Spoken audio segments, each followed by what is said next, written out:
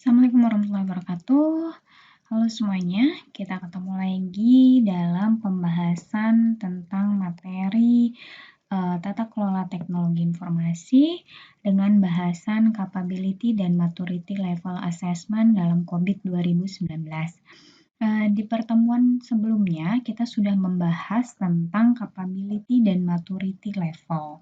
Ya, jadi di sini untuk pertemuan ini sebenarnya Ibu akan menjelaskan tentang maturity level, tapi akan Ibu ulangi sedikit penjelasan tentang capability level assessment.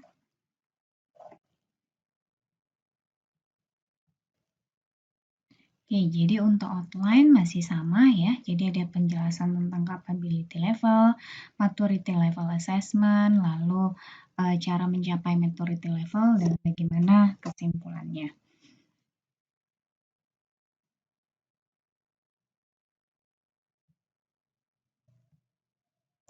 Jadi untuk capability level itu sendiri, kita akan menentukan ya apa yang ingin dicapai oleh perusahaan, instansi atau organisasi.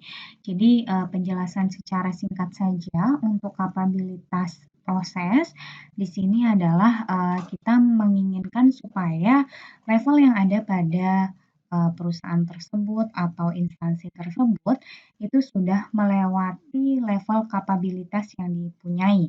Ya, seperti yang kita ketahui, kapabilitas ini secara bahasa diartikan sebagai kira-kira dia sudah capable atau dia sudah baik dalam mengukur perusahaannya atau instansinya untuk bisa diaudit. Ya, jadi apabila capability level ini sudah terlewati per levelnya, maka dia dikatakan sudah bisa mencapai audit yang baik atau tata kelola teknologi informasi yang baik. Untuk capability level, kita akan lewati dari level 0 sampai level 5. Jadi semakin tinggi levelnya, maka semakin bagus kapabilitasnya atau dia sudah semakin bagus untuk mengatur dari segi INT-nya. Ya, untuk capability level proses di sini ada 0 sampai 5 ya. Jadi yang harus dilewati. Jadi setidaknya apabila di dalam instansi tersebut sudah mencapai level-level yang ada di sini 0 sampai 5, maka dia dikatakan semakin bagus ya. Semakin tinggi levelnya, maka akan semakin baik. Nah, di sini untuk peningkatan setiap level, jadi harus tetap melewati dari level 0 dulu sampai ke level yang paling atas. Tidak bisa semerta-merta ada di level tengah saja misalnya atau di level atas saja. Jadi tetap harus melewati level 1, 2, 3, 4, dan seterusnya. Nah, untuk maturity level, di maturity level ini untuk keterangan atau untuk dari segi bahasa, maturity level ini adalah mengukur kematangan dari perusahaan atau instansi yang akan kita lakukan audit ya. Jadi untuk maturity level sendiri ini juga dibedakan menjadi beberapa level juga sama dengan kapabilitas. Bedanya antara capability dan maturity adalah, jadi kalau capability itu kira-kira akan mengecek dari sisi perusahaan atau instansi cocok berada di level berapa sesuai dengan yang sudah terlaksana. Sedangkan kalau maturity level ini menentukan berdasarkan opini dari stakeholder terkait sesuai dengan objektif yang terpilih. Jadi untuk maturity level, kita akan kembali pada objektif yang sudah kita punyai, ya, atau sudah kita tentukan sebelumnya sesuai dengan mapping yang sudah pernah kita lakukan. Termasuk yang ada di desain faktor, setelah kita menggunakan toolkit, maka kita sudah menemukan objektif yang terpilih ya untuk setiap instansi. Nah, untuk maturity level sendiri, di sini juga ada level 0 sampai level 5, ya. Jadi ada level di 0 ini adalah incomplete, 1 adalah initial, 2 adalah manage, 3 adalah define, 4 adalah quantitative, dan 5 adalah optimizing. Nah, jadi seperti kapabilitas ya, semakin tinggi levelnya maka akan semakin bagus juga tingkat kematangan dari instansi tersebut. Maka kita bisa melihat siapa yang akan menentukan level 0 sampai 5 ini. Ini akan kita lakukan biasanya dengan kuesioner ya yang akan kita buat sehingga bisa menentukan level-levelnya. Nah, untuk penerapan capability dan maturity level, di sini kita akan melihat dari yang ada ya. Dari di sini kita punya 41 domain yang ada di dalam COVID 2019. Ini ditentukan dulu oleh domain ini ya, ditentukan dulu oleh kalian misalnya akan memilih domain yang mana ya, yang sudah ditentukan oleh toolkit yang sudah kalian gunakan.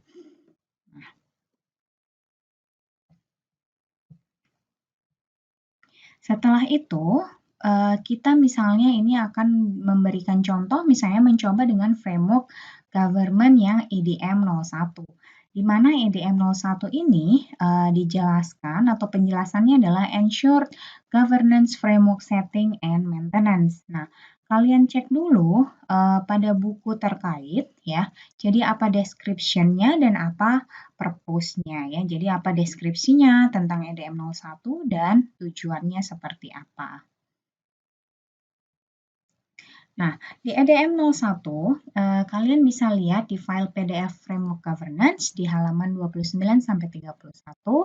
Di sini kalian bisa melihat bahwa di governance practice EDM 01 ini terbagi menjadi beberapa practice ya. Satu di sini adalah EDM 01.01 di mana namanya adalah Evaluate the Governance System. Nah, di sini activities-nya yang dilakukan ada sebelah kanannya adalah capability level 2 dan capability level 3. Ya, jadi ada activities capability level 2 dan ada activities untuk capability level 3. Di mana activities 1 sampai 4 ada di capability level 2 dan 5 sampai 8 ada di capability level 3.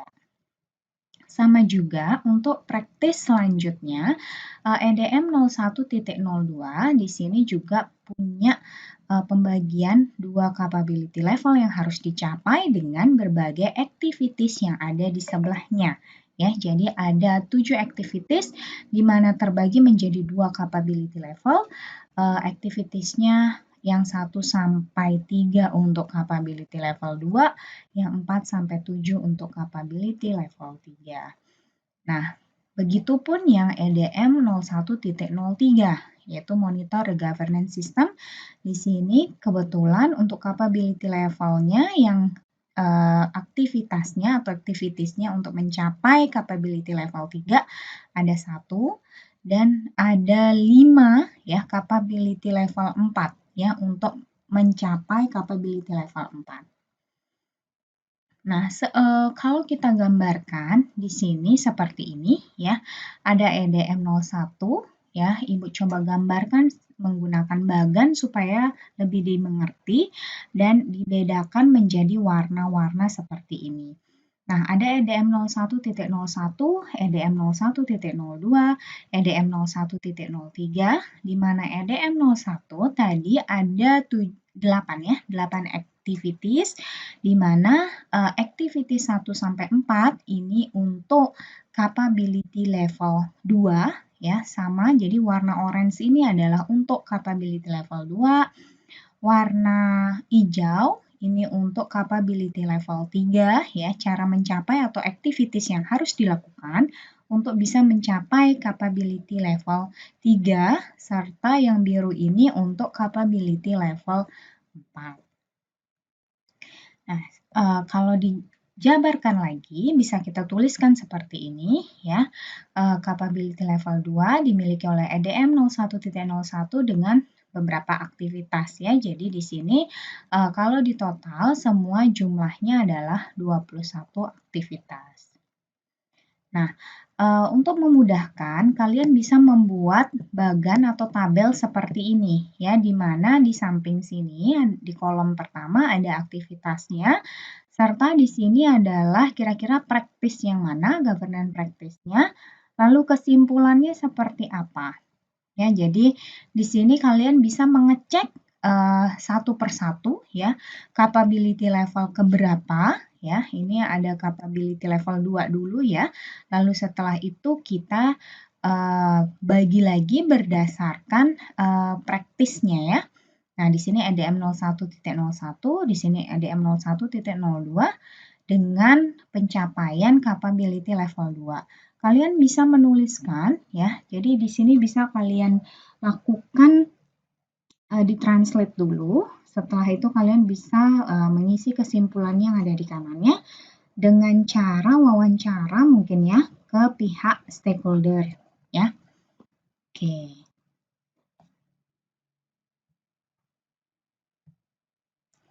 Oke, untuk capability assessment, jadi pastikan semua aktivitas pada setiap capability levelnya dilakukan. Jadi apabila tidak dilakukan, maka belum bisa dikatakan melewati capability level tersebut. Ya, jadi tidak mesti semua aktivitasnya itu dilakukan. Ada mungkin 1, 2, 3 aktivitas yang tidak dilakukan, itu boleh saja, tapi harus disertakan alasannya kenapa dia tidak bisa dilewati gitu ya. Tidak bisa dilakukan, jadi pencapaian capability level 2 misalnya tidak dilakukan atau tidak terlampaui pada aktivitas tersebut karena apa? Ya, jadi ada alasannya. Oke, kita lanjutkan untuk maturity level assessment. Nah, maturity level assessment ini seperti yang sudah dijelaskan tadi di depan, ini maksudnya adalah pada saat kita melakukan ini ya, maturity level assessment, yang harus kita lakukan pertama kali ini adalah memikirkan bagaimana melakukan survei ya. Jadi survei yang dilakukan itu akan diberikan kepada responden, di mana respondennya itu juga sudah ditentukan oleh framework COBIT. Nah, kalian bisa lihat di buku itu ya, di situ ada role-nya atau di situ ada di komponen organizational structure.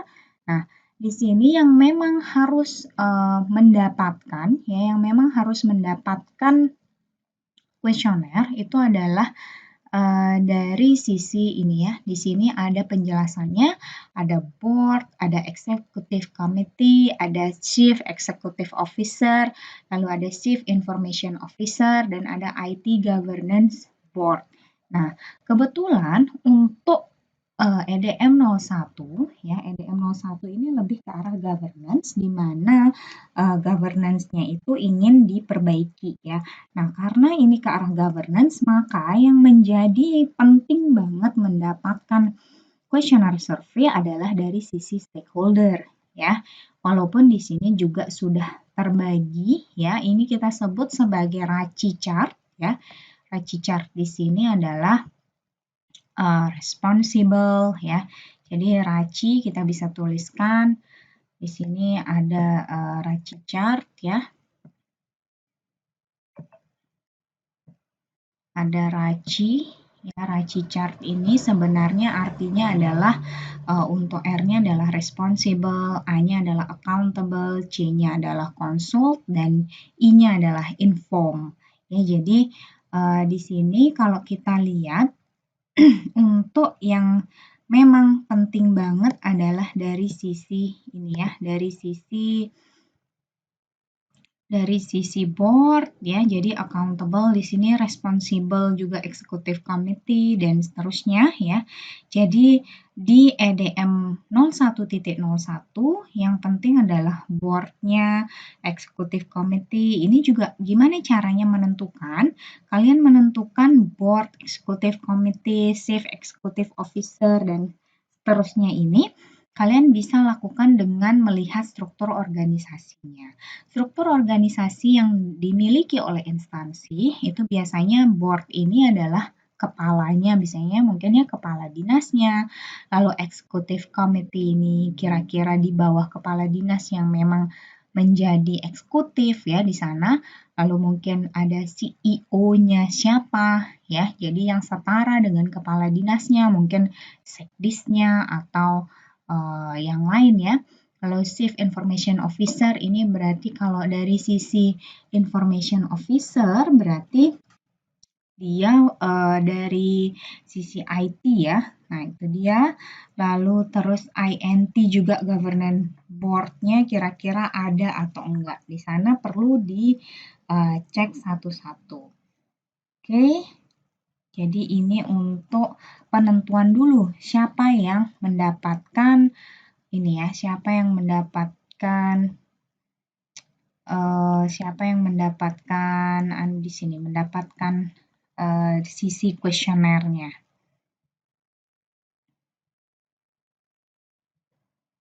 Oke, setelah itu, setelah melakukan survei, kita akan melakukan analisis hasil survei. Nah, analisis hasil survei itu kita membuat kesimpulan berdasarkan hasil surveinya. Jadi, jawaban untuk kuesioner dapat dibagi menjadi dua, yaitu yang pertama menggunakan serangkaian peringkat lolos ya, atau pas atau tidak lolos ya. Lalu ada yang selanjutnya adalah metode pemeringkatan rating, di mana untuk pemeringkatan rating itu ada terbagi lagi jadi FLPN ya. Jadi F itu adalah fully atau sepenuhnya, ini adalah tingkat kemampuan dicapai jika lebih besar dari 85%, lalu largely ya. Ini adalah yang antara 50 sampai 85, lalu partially atau sebagian ini adalah 15 sampai 50 dan not atau tidak ini adalah kurang dari 15%. Nah, untuk kuesioner ya, untuk mencoba ngecek maturity level assessment, sebenarnya caranya sama juga seperti yang tadi ya, activitiesnya kita lakukan, kita definisikan sendiri, misalnya untuk pernyataan pencapaian capability level 2 ya. Jadi di capability level 2 kira-kira itu seperti apa ya? Kita analisis dan identifikasi faktor lingkungan dan eksternal misalnya ya. Pernyataan ya, jadi pernyataan-pernyataan itu kita akan jawab di sebelahnya dengan yang tadi ya. Jadi ada FLPN. Ya, ini untuk ngecek maturity level assessment-nya. Siapa yang ditanya itu adalah dari sisi board dan lain sebagainya. Ya, jadi sesuaikan dengan chart yang ada di bukunya ya. Oke, itu saja untuk penjelasan dari maturity level.